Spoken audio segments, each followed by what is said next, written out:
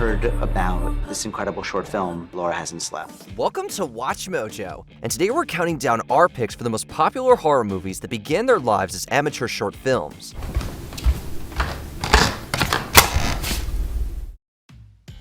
Number 10, The Evil Dead.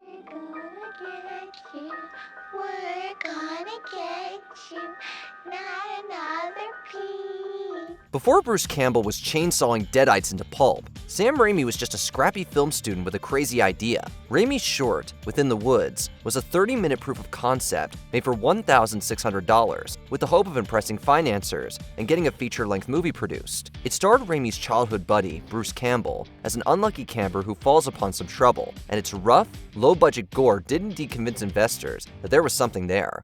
It is through recitation of these passages that the demons are given license to possess the living. Although by Raimi's own account, he had to do a bit of begging. That gamble paid off. The Evil Dead became a cult phenomenon and spawned a huge franchise, not to mention Raimi's career. Without this little short, we might have never gotten the groovy king of campy horror. Soon, all of you will be like me. And then who will lock you up in the cellar? Number 9, Skinamarink.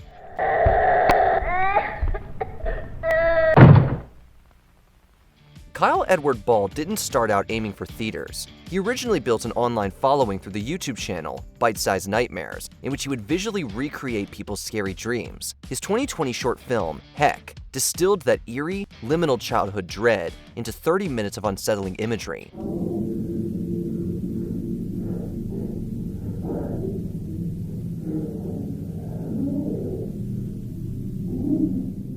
The short film and its minimalist approach became the blueprint for Skinamarink, a full-length feature about two kids trapped in a house that is plagued by nightmare logic, including missing parents and disappearing doors.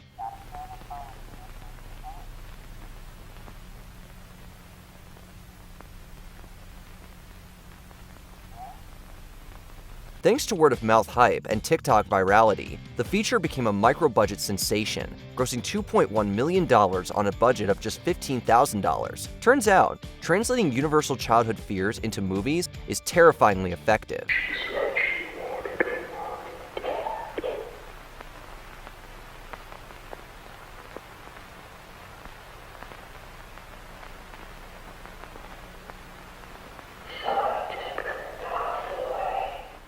Number 8, Trick or Treat. You must really like Halloween. You mean Samhain?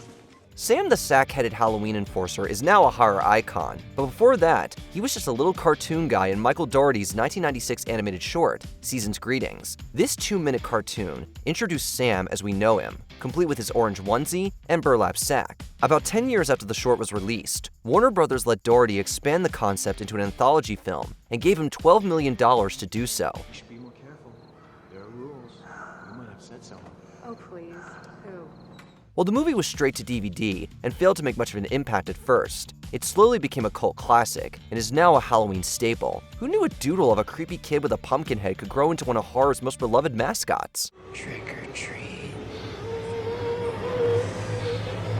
Number 7, Oculus. I've met my demons, and they have many.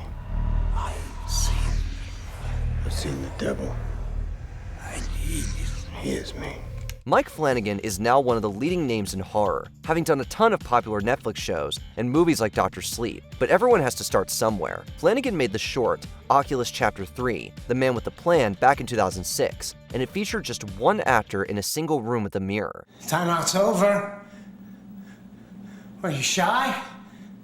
I got backups on backups, and you're on candid camera, so let's dance! The short was widely acclaimed and quickly generated interest, eventually attracting the attention of Intrepid Pictures. They helped Flanagan expand the movie into a feature-length release, and he got about $5 million to do so. And while the director had trouble expanding the story, he did an admirable job. Oculus received good reviews and grossed $44 million.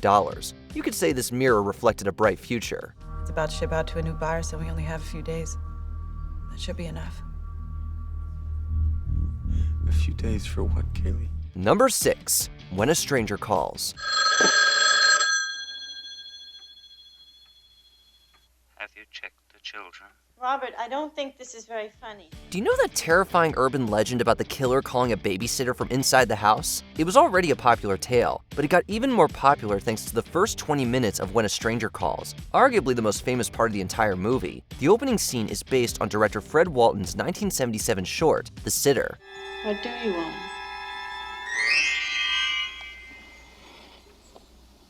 Your blood all over me. Shot for $12,000, the short perfectly captured the tension of a babysitter being stalked over the phone. Despite a very limited release, it impressed producers Barry Crost and Douglas Chapin, who convinced Walton to stretch the story into a full cat-and-mouse thriller. While the rest of the movie doesn't quite measure up, that opening sequence is simply iconic. Leave me alone! Jill, this is Sergeant Sacker. Listen to me. We've traced the call. It's coming from inside the house.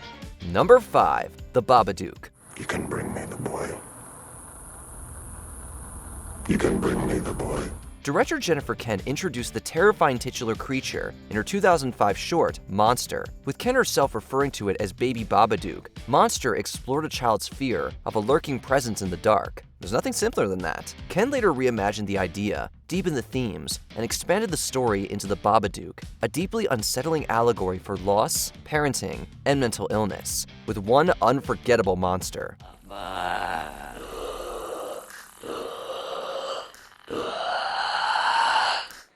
The short gave Kent the proof she needed to secure funding for her first feature, and with a little help from the government of South Australia, she made her now famous movie, which went on to win international acclaim and many awards. This is my house! You're trespassing in my house! Number 4. Mama. Daddy, there's a woman outside. She's not touching the floor. If there's one person you should thank for the wonderfully creepy Mama, it's writer-director Andy Muschietti. And if there's a second person you should thank, it's Guillermo del Toro. Muschietti's 2008 short, Mama, was only 3 minutes long, but it left a huge impression, especially thanks to the chilling design of the titular character.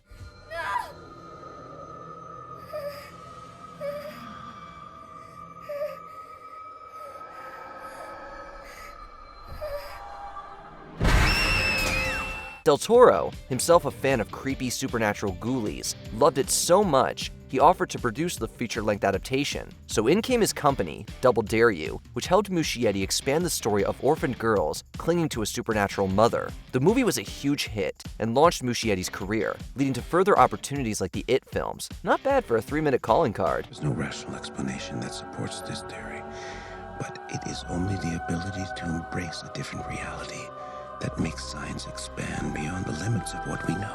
Number 3. Lights Out. Mom, we're talking about a dead person. Oh, sweetie, ghosts aren't real. Then what is she? This one's a modern classic of viral horror. In 2013, Swedish filmmaker David F. Sandberg made a 2.5-minute short where a woman sees a shadowy figure that only appears when the lights are off. Simple, but terrifying. The short quickly blew up online, proving that, oftentimes, the simplest ideas are often the most universal. Producers noticed the virality, including James Wan, and before long, Sandberg had himself a featured deal with Wan's production company, Atomic Monster. Lights Out was just that at the box office, grossing nearly $150 million. Sandberg happily rode that success, going on to have a very successful career directing the likes of Annabelle Creation and Shazam. Wait, we still don't know if the suit is bulletproof or if you are. Shoot him in the face. Shoot me in the face! In the face? Number 2. Smile. I just want to have a chat. I promise this is a safe place. Not for me. This is a rare case when a short film actually acts as a prequel to its own feature-length movie, and is technically considered canon. Written and directed by Parker Finn, Laura Hasn't Slept runs 11 minutes long and concerns one Laura Weaver, who talks to her therapist about a recurring nightmare. Visually, it was incredible. That's what drew me to it. Paramount saw huge franchise potential and gave the short the theatrical treatment. Good call. With a $17 million budget, it grossed $217 million. They even brought back Laura, who reprises her role in the prologue of the movie, having been consumed by the entity. Thanks to a solid promise and some clever viral marketing, Smile was a huge hit, and a third movie is currently in development. Now there's something to smile about.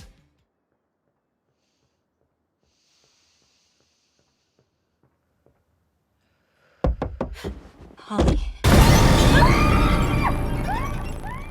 Before we continue, be sure to subscribe to our channel and ring the bell to get notified about our latest videos. You have the option to be notified for occasional videos or all of them. If you're on your phone, make sure you go into your settings and switch on notifications. Number 1. Saw. Hello, Amanda. You don't know me, but I know you. I want to play a game.